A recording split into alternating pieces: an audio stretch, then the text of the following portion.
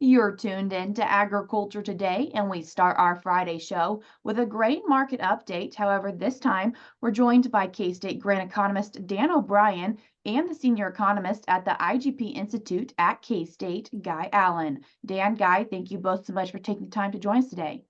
Thank you, Shelby. The World Agricultural Supply and Demand Estimates report came out this past Friday, and so wanting to talk through a few of those things. And first off, corn had some big movers. Yes, the market ended up and saw the information that came out of that corn report and was down 10 cents on the upfront markets. If they were only looking at the announcement on the yields alone, they would have probably gone down more. But the USDA raised corn yields to record high level, 177.3 bushels per acre. But they, at the same time, cut back on domestic harvested acres.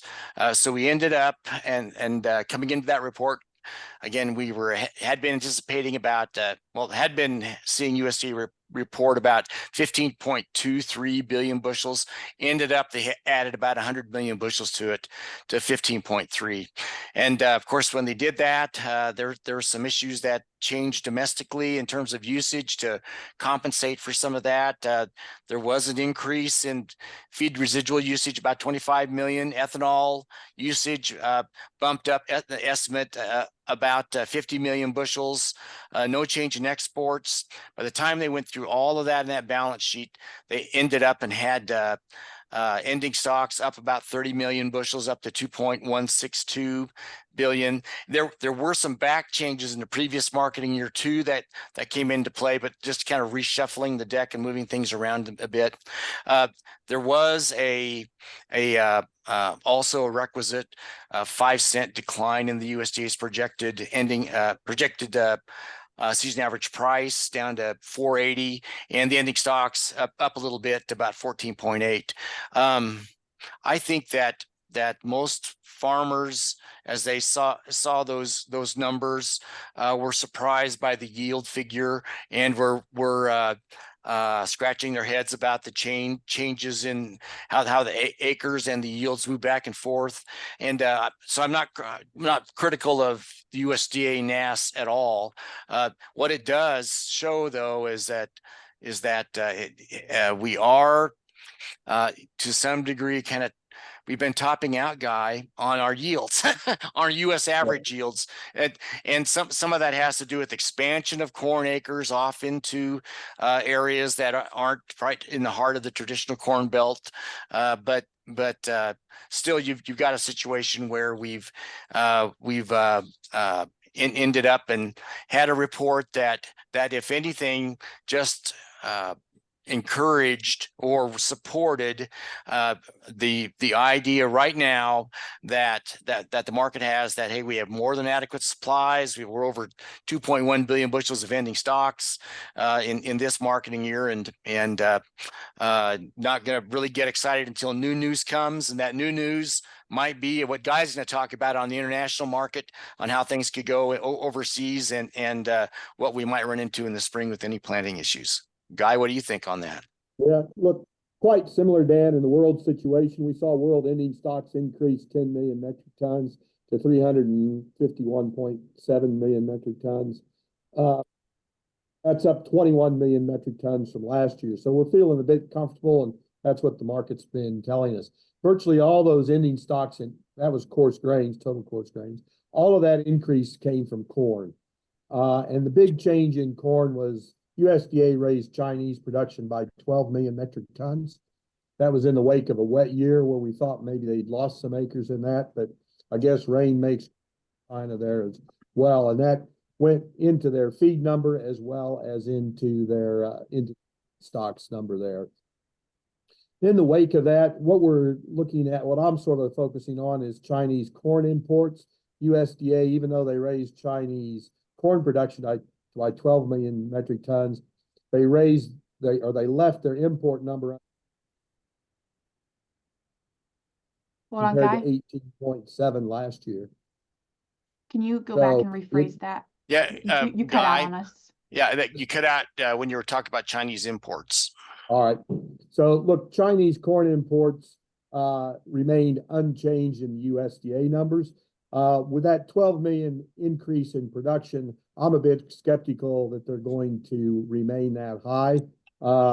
Last year, we saw Chinese imports at 18.7, so I wouldn't be surprised to see that those imports wane, and that's not going to help these U.S. markets really at all.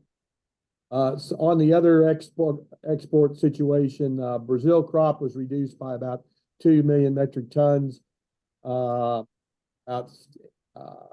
54 million metric, 3 million less than a year ago. Be a little less corn, but with Brazil, they've been pricing very, very competitively, and there still seems to be some corn to come out of Brazil. I think when they look at that international situation, that we've been paying so much attention to Brazil and in country forecasts of even greater cutbacks than what the USDA had shown here. So on the one hand, it makes me I guess anticipate what'll happen in the February, March, April reports as we get more information on that crop. And the other side of the coin is just a tremendous crop where you talked about rain makes grain. Well, in Argentina, that's what they're counting on. That, yes. 2 years ago, they were at 49.5 million metric tons. Last year, they had dry problems down to 34. Well, this year, they're projecting 55. And I think perhaps it seems that one reason that a lot of the markets aren't that excited yet about what could happen in Brazil is the anticipation of just a tremendous crop coming out of Argentina. And also, Guy, you and I watched the Ukraine numbers. Do you have any thoughts on what's happening in Ukraine in terms of on that in the international corn market side? If you not on the corn situation, not too many changes on that. Wheat situation, I think when we get to wheat, we'll talk about the Ukraine and Russia a bit more detail there. Yeah. Yep. So overall, the world stocks were at, with all the hand waving and everything that's just gone on, world stocks were anticipated at 26.1% in December, now at 26.85, about 26.9. So some increase. It's not a 5% increase, but it is a marginal increase. Stocks and really world stocks outside of China are just about unchanged. So, Guy, what you mentioned before about the anticipation of about just under 12 million metric ton increase in China, that's a big thing.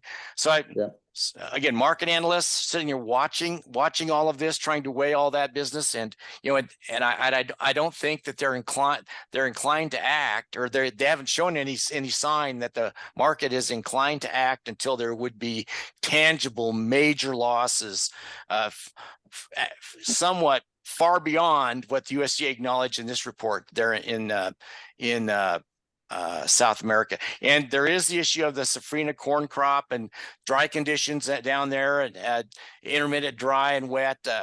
Anticipation of dry coming still holds the opportunity to affect that crop. So I guess Shelby, when I think of this stuff, I wonder about Kansas, U.S. farmers holding grain. I think the stocks numbers indicated that there's a lot of people holding grain, holding corn. In fact, Guy, I know you've been watching that close in terms of corn stocks being held and where that goes. So I wonder if we're holding quite a bit of grain, what this report does to give those folks some guidance on what to do. Yeah, the interesting on corn stocks, and it wasn't surprising, 80% of those stocks were held by growers. And we saw that in the middle of gut slot harvest in October. There was a couple of days there where barge freight on the Mississippi River dropped quite hard. And that sort of was and that's when Chicago price had come off those days as well. And I took that as a signal that the U.S. corn grower just decided price was too cheap. He wasn't going to sell. A lot of the country elevators weren't able to put on as much company-owned grain as they would have liked because we didn't have farmers selling. And that was definitely reflected in this stocks report, that the farmers holding the biggest chunk of inventory today. And it's going to take a flat price move to get him to shake that loose rather than just a move in basis. And that's probably the singles and doubles type of a strategy that farmers will employ. They'll hold until they get 5-10 cent increases, but so they're holding, waiting for that. They wish they had a 45-cent increase, but we might have to take nickels and dimes and quarters to get there. In the moments we have left on this first segment, should we talk about grain sorghum, Shelby? Would that work out? Absolutely. What are we seeing on the grain sorghum front from the WASDE report? Well, not much change in the balance sheet on a straight up manner. Exports again coming in at 9.5 million metric tons. 9.5 million bushels. Pardon me. In this last week are kind of the of feed grains anyway, and wheat. Their grain sorghum exports doing by far the best. So the USDA did raise the grain sorghum export number from 230 to 230 million bushels. A few other minor changes, a little bit of a cutback in looks like ethanol usage, basically feed, seed, and industrial usage, and stocks whittled down a little bit. No change in price. So, overall, we plant grain sorghum in areas here in these western plains that tend to be droughty. It fits well in that crop fits well in that niche, and most of the time, generally grain sorghum for a market sells as a competitive feed grain until these moments when you get Chinese demand for beverages and other things coming in and really having sorghum separate itself from corn. Guy, I know you watched that sorghum, that China sorghum connection. Any comments on that? Yeah, look, that Chinese imports came in for the first quarter better than expected. It's kept the price of sorghum quite attractive. This is probably the brightest spot in the whole coarse grain situation. I expect it to continue to be strong. Sorghum's going to continue to price itself out of feed rations, out of the ethanol market, and we're going to see the biggest percentage of grain sorghum, no matter where it's produced, move to that export market at these premium prices. Yep. That was the senior economist at the IGP Institute at K-State, Guy Allen, and he was joined by K-State grain economist Dan O'Brien. We're cutting to a short break now on Agriculture Today, but when we come back, we'll continue our conversation with Dan and Guy.